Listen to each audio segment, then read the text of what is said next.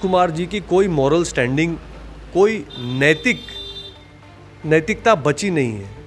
कोई ऐसा, नीतीश कुमार जी किस मुंह से जाएंगे मोकामा? मेरा मानना है कि गोपालगंज और मोकामा दोनों में भारतीय जनता पार्टी को सफलता मिलने वाली है। नमस्कार, आप न्यूज़ फॉरेशन देख रहे हैं। मैं हूं आपके साथ वंदना। बिहार में 2 सीटों पर उपचुनाव होने हैं। दोनों पार्टियों की तरफ से, बीजेपी की बात करें या फिर आरजेडी की बात करें, दोनों पार्टियों की तरफ से धुआंधार प्रचार किया जा रहा है। एक पार्टी दूसरे पार्टी के कमियों को गिनवा रहे हैं। इस वक्त हमारे साथ बात करने के लिए भाजपा के राष्ट्रीय महामंत्री ऋतुराज जी।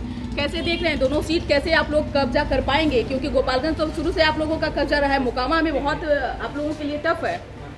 देखिए, मेरा मानना है कि गोपालगंज और मोकामा दोनों में भारतीय जनता पार्टी को सफलता मिलने वाली है। गोपालगंज में तो परिवार के साथ काफ़ी सिंपैथी जुड़ी हुई है, जनता परिवार के साथ खड़ी है और भारतीय जनता पार्टी को जो रिस्पांस मिल रहा है गोपालगंज में, स्पष्ट है कि हम एक बड़े बहुमत से गोपालगंज जीत रहे हैं। लेकिन मोकामा को लेके लोग जो अटकल लगा रहे थे कि मोकामा में भारतीय जनता पार्टी नहीं जम पाएगी, उनको भी एक बार मोकामा घूम लेना चाहिए। मोकामा की धरती पे भारतीय जनता पार्टी बहुत लंबे समय के बाद बीजेपी की सिंबल पे, कमल छाप पे चुनाव लड़ रही है। वहाँ की जनता के बीच में जो उत्साह है वो देखने लायक है और मुझे लगता है कि मोकामा में एक सरप्राइज रिजल्ट मिलने वाला है। लेकिन जदयू के नेताओं की तरफ से, आरजेडी को छोड़ दीजिए, जदयू के नेताओं की तरफ से कहा जा रहा है कि 50,000 से भी अधिक वोट से मोकामा जीत रहे हैं। रिजल्ट आने दीजिए, जल्दी क्या है, रिजल्ट आएगा तो पता चलेगा। फिलहाल तो मैं ये पूछना चाहूँगा कि महागठबंधन जो मोकामा में चुनाव लड़ रहा है वो कैसे लड़ रहा है चुनाव? जेडीयू के वही कार्यकर्ता जो प्रत्याशी को गाली देने में लगे हुए थे अभी कुछ समय पहले तक, आज उनके लिए वोट मांग रहे हैं। जनता के बीच में जब जा रहे हैं तो हंसी का कारण बन गए हैं। जदयू किसके साथ खड़ी है, जनता कंफ्यूज है। तो जदयू को तो कम से कम इस पर टिप्पणी नहीं करनी चाहिए। नहीं, बीजेपी और कमल छाप के साथ बिहार की जनता है। चुनाव लड़ रहे हैं और प्रतिष्ठा की भी बात है। देखिए, भारतीय जनता पार्टी मोकामा शहर में, विशेषकर रोहताल क्षेत्र में भारतीय जनता पार्टी को लेके बहुत समर्थन है। लंबे अरसे तक नीतीश कुमार जी ने वहाँ बहुत बड़े बड़े वायदे किए हैं और कोई काम नहीं किया है, कोई रिजल्ट नहीं दिया है। वहाँ के प्रत्याशी जो महागठबंधन के हैं वो मोकामा के नहीं, वो असल में बाढ़ के रहने वाले हैं। ये सबको पता है।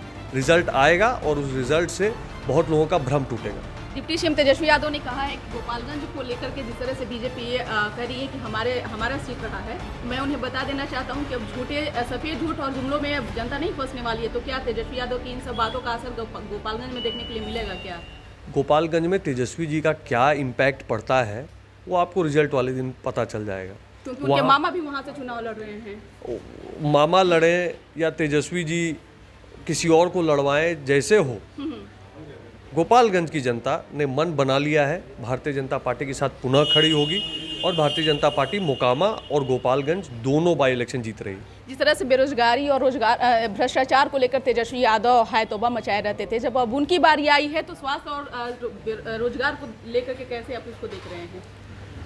देखिए, तेजस्वी जी को अब टीका टिप्पणी करने का और आरोप लगाने का जो है अधिकार नहीं है। तेजस्वी जी को ध्यान देना चाहिए कि उन्होंने जो वायदे जनता से किए थे, खास करके बिहार के युवाओं से किए थे, 10 लाख सरकारी रोजगार देने का सपना उन्होंने दिखाया था और शायद ऐसा कुछ कहा था कि पहला कैबिनेट मीटिंग में पहले कलम के हस्ताक्षर से वो ऐसा करने वाले हैं। मेरे ख्याल से कई कैबिनेट मीटिंग पार हो गई, कलम भी उन्होंने काफ़ी बदल लिया होगा, लेकिन अभी भी हम उसके रिजल्ट का इंतजार कर रहे हैं। नीतीश कुमार जिस तरह से कहा कि उन्होंने कहा कि हम मोकामा में प्रचार नहीं करने जाएंगे, उन्होंने अपना पेट भी दिखाया, कहा कि हम गंभीर रूप से चोट अभी है हमारे शरीर में। तो इन सब राजनीति को आप कैसे देख रहे हैं? क्या लगता है नीतीश कुमार पहले ही मतलब मूव करना चाहते हैं? नीतीश कुमार जी की कोई मॉरल स्टैंडिंग, कोई नैतिकता बची नहीं है।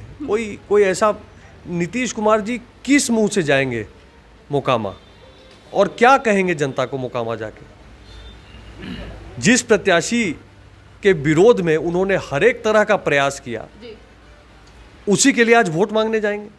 नीतीश कुमार जी की कोई मॉरल स्टैंडिंग बची नहीं है। नीतीश कुमार जी एक अवसरवादी राजनेता हैं और अब बिहार की जनता ने भी मन बना लिया है कि नीतीश कुमार जी का अब आश्रम जाने का समय आ चुका है। बहुत बहुत शुक्रिया। तो सुन रहे थे क्या कुछ कहना था ऋतुराज जी का, जिन्होंने साफ तौर से कह दिया है कि दोनों सीट बीजेपी के खाते में जा रही है। अब जनता समझ चुकी है कि नीतीश कुमार हो या फिर तेजस्वी यादव किस तरह की राजनीति कर रहे हैं, जो अपने वादे किए थे वो अपने वादे पर किस तरह से मुकर रहे हैं। तो अब वो दिन दूर नहीं है जब दोनों सीट जो है बीजेपी के खाते में आएगी और तेजस्वी यादव के हाथ जो है दोनों सीट अब लगने वाली नहीं है। लेकिन ये तो भविष्य के घर में है कि परिणाम क्या कुछ आने वाला है। इसका बस इतना ही। बने रहिए न्यूज़ नेशन के साथ। तब तक हमारे चैनल को सब्सक्राइब नहीं किए तो कर लीजिए। धन्यवाद।